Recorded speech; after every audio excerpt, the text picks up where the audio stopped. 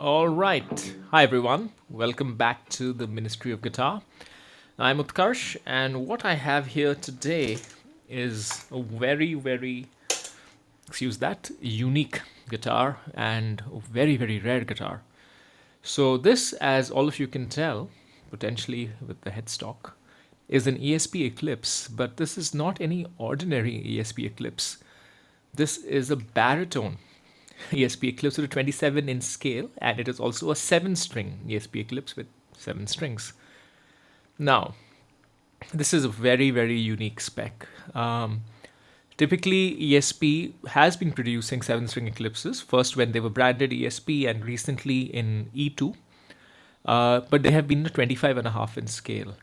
And nowadays, you can't even get one with the Tunematic bridge, you can only get it with an Evertune.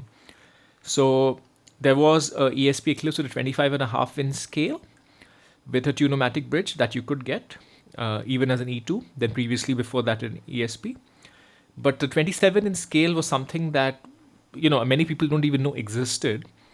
And as it turns out, there was a very limited run of them made by a music shop in Australia in 2012. They made only 6 of these, and this is one of those guitars. So this is kind of a new gear day because I just got it yesterday.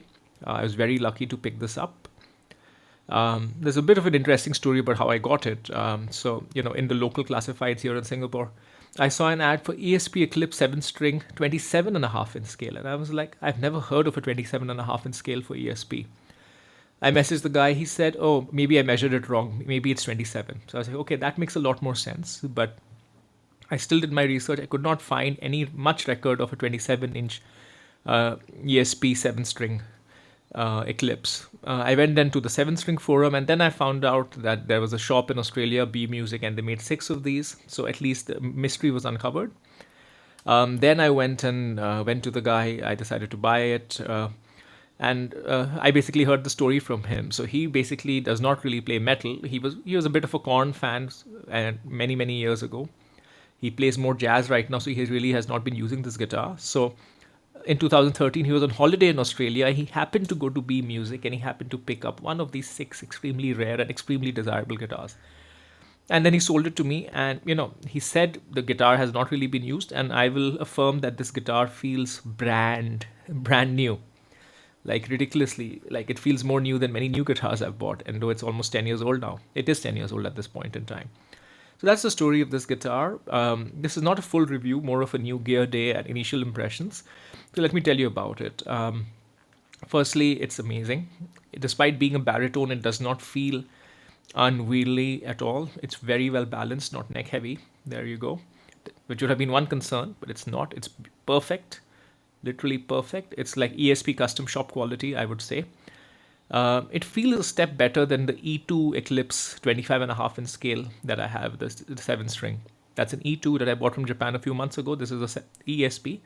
I know that E2 is the new ESP standard, but this one just feels better. This also is very nicely weighed, not very heavy at all.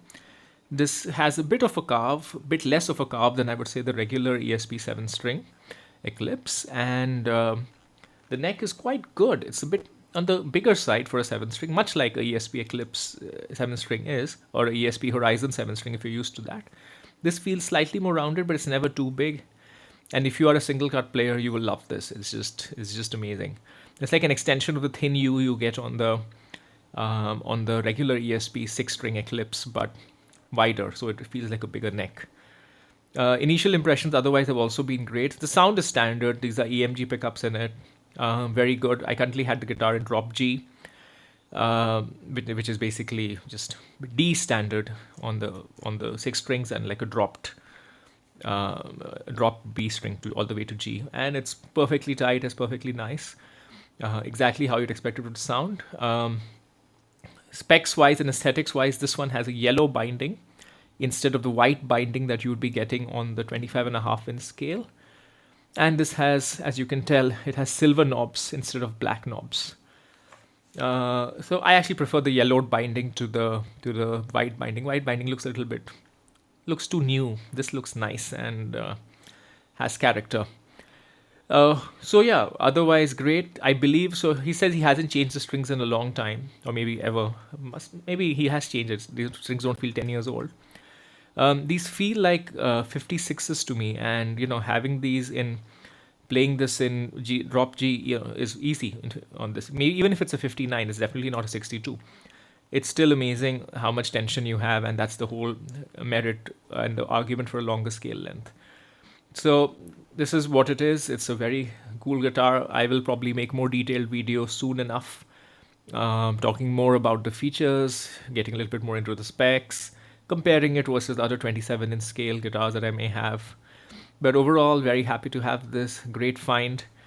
And yeah, if you happen to find any of the other five, or if you have them, congratulations. And if you manage to find one, get one. This is just an amazing guitar. Okay, this was a quick one. Till next time.